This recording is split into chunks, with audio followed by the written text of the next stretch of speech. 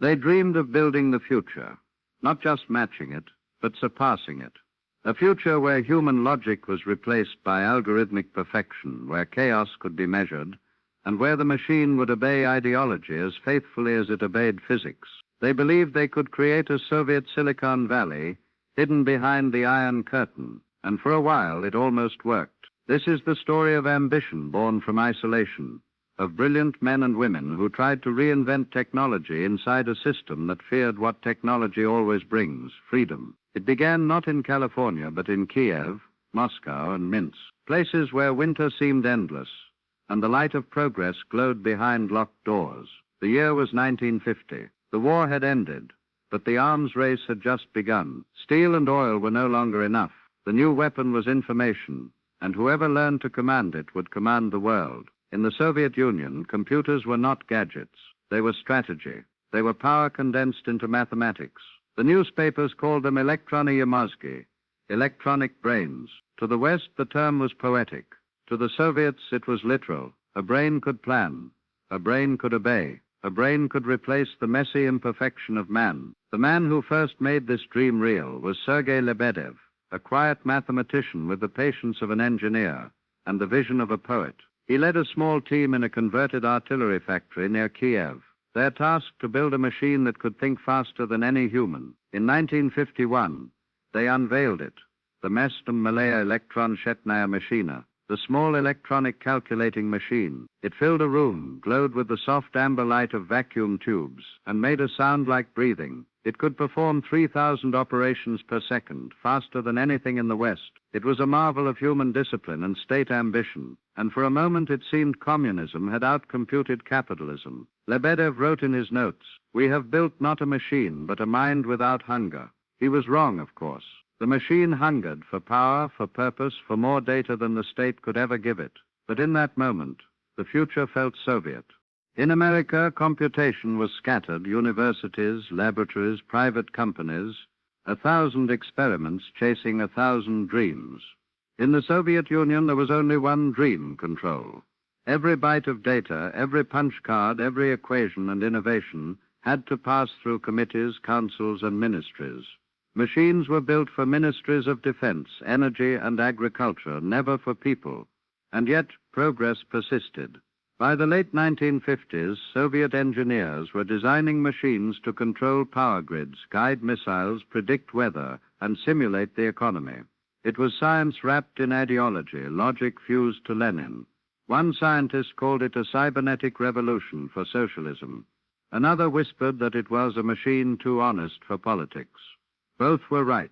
The study of cybernetics, feedback systems, automation, self-regulation was at first banned in the USSR.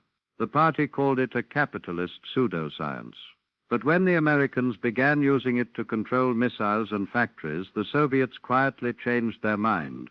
Overnight, the forbidden word became sacred. Departments sprang up across the Union. Professors who had once condemned it rewrote their papers to praise it. It was the Soviet way to declare a thing heresy, then claim to have invented it first. Cybernetics, they said, would make socialism scientific. A nation planned by machines could never make mistakes. And from that dream came a new generation of believers, the men who would try to build a computer network for the entire country. In 1962, a mathematician named Viktor Glushkov stood before a government committee in Moscow and did something few men in the Soviet Union ever dared. He told the party that its greatest weakness was itself. The problem, he said, was not ideology, it was information. Factories overproduced what no one needed. Farms underreported what everyone starved for. 5-year plans were built on lies because lies traveled faster than paperwork. The Soviet Union, he argued, was collapsing under the weight of its own ignorance. But he had a solution, a network that could make the nation think. He called it OGOS, the All-State Automated System for Computation and Information. It was, in essence, the Internet, years before the West would invent one. The prototype began in Kiev, where Glushkov and his team filled a former aircraft hangar with humming mainframes. They connected them with telephone lines, used punched cards as neurons, and taught the machines to simulate supply and demand. One engineer recalled the day the system produced its first self-adjusting model. The printout said we had optimized energy distribution for the Donbass region. We didn't believe it. Then we checked, and it was right.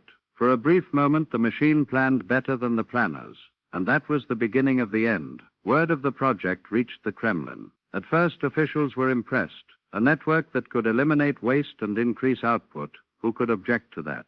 But then the questions began. If the machine decided where to send steel, what would the Minister of Metallurgy do? If it predicted grain shortages, whose fault would that be? The algorithm or the party secretary? Glushkov's network did not just promise efficiency, it threatened power. A nation that obeyed its machines could no longer worship its leaders, and so the project was quietly buried in red tape. Budgets were cut, deadlines postponed, committees multiplied until progress itself became impossible. By 1970, OJ still existed on paper, its hardware stripped for parts, its engineers reassigned, its memory erased by bureaucracy. Had OJ's been completed, the Soviet Union might have become the first networked economy in the world, a digital command system decades before the Internet, a machine that could plan, adapt, and evolve. But the logic of total control cannot coexist with the logic of connection. Information wants to flow. Power wants to stay still. In that contradiction, the future was lost. When Glushkov later presented his final report to the Council of Ministers, the chairman asked him, "Comrade, if your system can run the economy, who will run your system?" Glushkov smiled. "No one," he said. That is the point. He was never invited back. Across the ocean in a California garage, two young men named Steve were soldering wires to a wooden board. No committees, no 5-year plans, no permission. In the Soviet Union, a dream of collective intelligence had died in the meeting room. In America, the same dream was being born on a kitchen table. Far from Moscow, beyond the reach of committees and suspicion, a new kind of experiment was taking shape in the Siberian forest. A city without politics, built entirely for science. They called it Akademgorodok, Science City. It rose beside the frozen Ob River, half university campus, half utopian colony. And it became, for a brief, brilliant moment, the closest thing the Soviet Union ever had to Silicon Valley. It wasn't a place of slogans, but of equations. No parades, no propaganda, only laboratories, snow and silence. If the party was the body of the Soviet Union, then Akademgorodok was its restless mind. The idea came from Mikhail Lavrentiev, a mathematician with the soul of a builder. He convinced Khrushchev that if the West had its California, the USSR needed its own cradle of innovation, a place where scientists could think without fear of Moscow's interruptions. In 1957, thousands of researchers, physicists, and computer engineers packed their families and boarded trains eastward. They arrived in the middle of nowhere. The air froze their breath, the ground swallowed their boots, and they built anyway. Within a decade, Akademgorodok had more PhDs per square kilometer than anywhere on Earth. They called it the City of Intellect. To its inhabitants, it was paradise, a place where intellect was currency and curiosity the only ideology. Within its wooden houses and icy labs, a quiet rebellion began to grow. Here, the scientists didn't salute portraits. They argued. They improvised. They held informal seminars in kitchens over vodka and chalkboards, sketching out new mathematical models on cigarette packs. They were still patriots, but their loyalty was to logic, not to Lenin. Western journals were banned, so they built their own. New chips were embargoed, so they reverse-engineered them. When they couldn't get silicon, they made it from sand in local furnaces. One physicist later said, "We copied their machines not because we had to, but because copying was the only way we were allowed to learn." The valley became a paradox, a sanctuary of innovation inside a system built on control. In the 1960s, the rest of the world began to hear whispers of the city in the snow. American intelligence analysts called it the Soviet MIT. Western magazines described it with awe. Scientists who worked barefoot in their offices openly debated relativity and even played jazz, the most forbidden music of all. To the outside world, it looked like proof that the USSR could still rival the West. To the people who lived there, it was something else, a fragile miracle surviving on borrowed time. Because they knew what Moscow always remembered, freedom in one valley is still rebellion to an empire. Then came the order that changed everything. In 1967, the Ministry of Radio Industry announced that the Soviet computer program would no longer pursue independent designs. Instead, it would standardize on the architecture of IBM's System 360. an American machine. Officially, it was compatibility. In practice, it was surrender. The ES-EVM series, the Soviet clones of IBM mainframes, would be built by factories from Minsk to Novosibirsk. They would look identical, run identical software, but inside every chip was the labor of engineers forced to reinvent what others already had. The scientists of Akademgorodok called it the era of gray copying. They obeyed, of course. In the Soviet Union, disobedience was a form of suicide. But the silence in the labs grew heavy.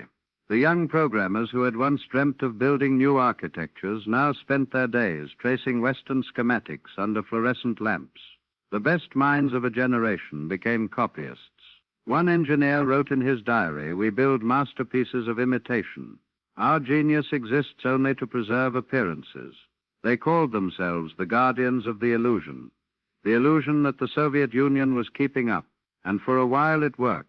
Reports showed that Soviet computers were nearly as capable as their Western counterparts.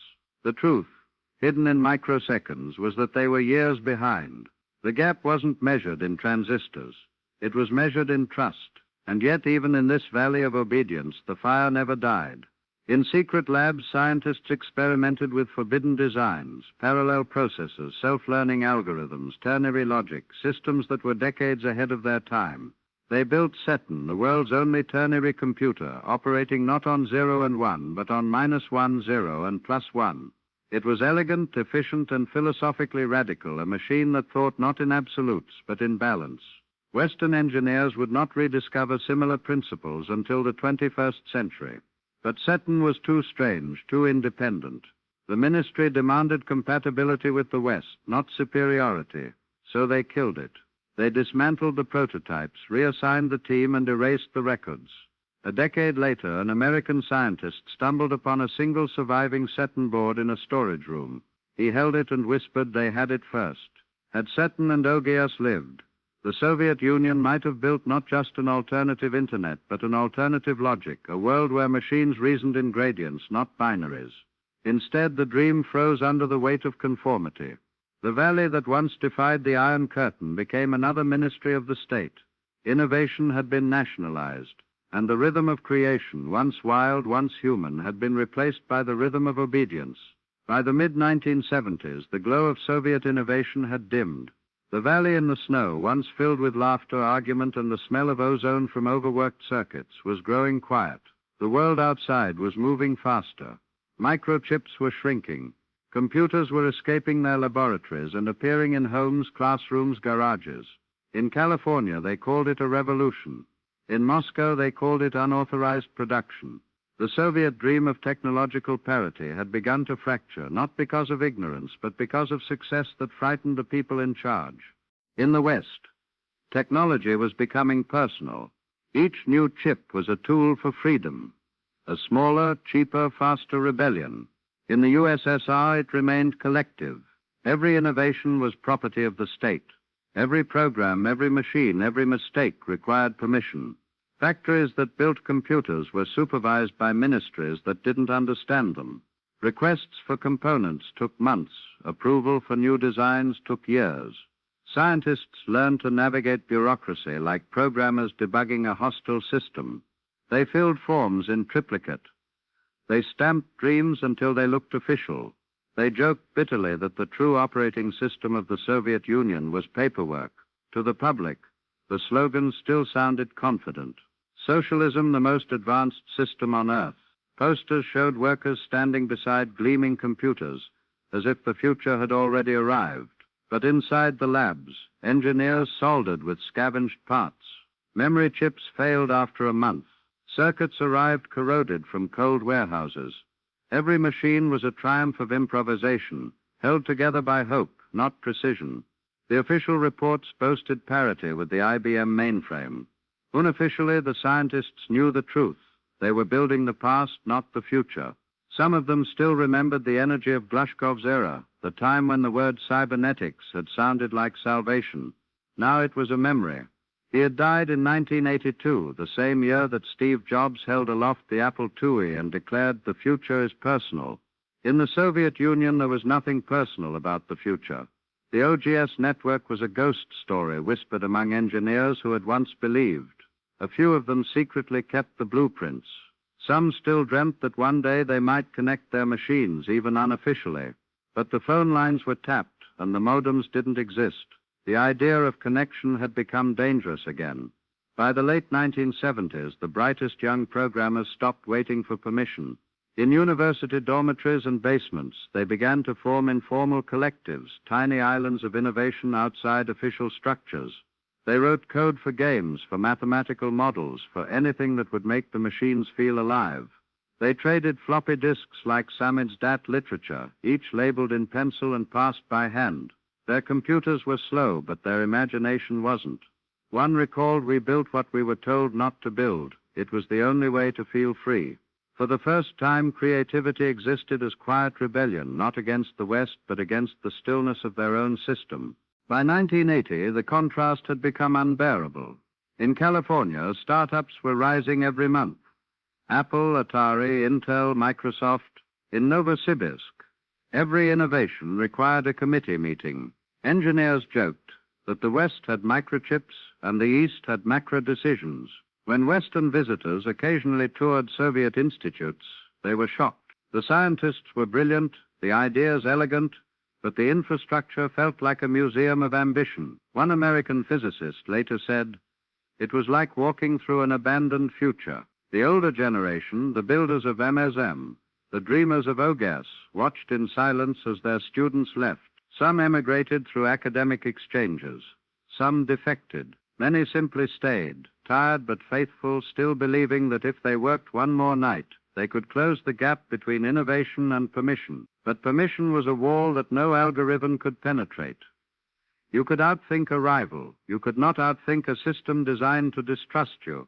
The tragedy wasn't that the Soviets failed. It was that they succeeded too soon and too secretly. The 1980 Olympics arrived in Moscow with glittering promises of modernity. Television cameras panned across new arenas, shining streets, and smiling cosmonauts. But behind the facade, the computers that ran the event crashed repeatedly. Foreign journalists joked that the Olympic network had a 5-year plan. Inside the ministries, panic turned to paranoia. Budgets for computer research were slashed. Resources were diverted to the military. Civil computing, the dream of connecting a nation, was postponed indefinitely. Glushkov's ghost had lost its voice. By 1985, the Soviet computer program was running on fumes and faith. The rest of the world was moving toward networks. The USSR was still perfecting isolation. In the snow-covered courtyards of Akademgorodok, scientists trudged to work past posters that read, "Science is the engine of socialism." They smiled bitterly. The engine still worked, but the driver had fallen asleep decades ago, and the road ahead, unseen, untested, was about to end. The 1980s arrived not like a dawn, but like an audit. The numbers no longer added up. The promises no longer computed. And for the scientists of the Soviet Union, those who had once believed they could command the future through logic, the silence of progress was deafening. The computers still hummed in their laboratories, but the hum had become an echo, a reflection of what might have been. The 1980s arrived not like a dawn, but like an audit. The numbers no longer added up. The promises no longer computed. And for the scientists of the Soviet Union, those who had once believed they could command the future through logic, the silence of progress was deafening. The computers still hummed in their laboratories, but the hum had become an echo, a reflection of what might have been. In the West, microchips had become miracles. A child could own more computing power than the entire Academy of Sciences. In homes, screens flickered with games, music, color. In offices, networks were connecting people faster than governments could monitor them. The future had escaped the laboratory and refused to come back. In the Soviet Union, it remained behind glass. To own a personal computer was to invite suspicion. To buy a modem was to explain why you needed to talk to the world. To innovate was to explain why you thought the plan was wrong. And yet, in corners of Leningrad and Minsk, Kiev and Tomsk, the underground persisted. Scientists built clones of Western computers from parts scavenged out of televisions and calculators. They wired them together with solder and faith. They called them homebrews, though home was the one place you weren't supposed to experiment. Each boot sequence was an act of defiance. Each successful program, a small declaration of independence. Before his death in 1982, Viktor Gloshkov had warned that without automation, the Soviet economy would collapse under its own complexity. He compared it to a machine that refused to be maintained. He wrote, "If we do not learn to compute our own truth, we will drown in our own paperwork." By the end of the decade, his prophecy had come true. Factories misreported numbers. The supply chain was a labyrinth of confusion. The machine had devoured its operators. When Gorbachev launched perestroika, reform through openness, the first thing he demanded was better information. But the networks to deliver it did not exist. The OGS that could have saved them was buried under 20 years of fear. Progress had waited long enough. In 1989, as the Berlin Wall cracked, so did the facade of technological equality. Soviet engineers visiting the West for the first time walked through factories run by computers, half the size and 10 times as powerful as anything they had built. They didn't find better minds. They found freedom. Freedom to fail. Freedom to argue. Freedom to connect. That was what Silicon Valley had always been. Not a place, but a permission. In the USSR, ideas had been like electricity, abundant but grounded. Now, finally, they were about to be released. As the Soviet Union unraveled, so did its scientific elite. Some emigrated to Europe and the United States.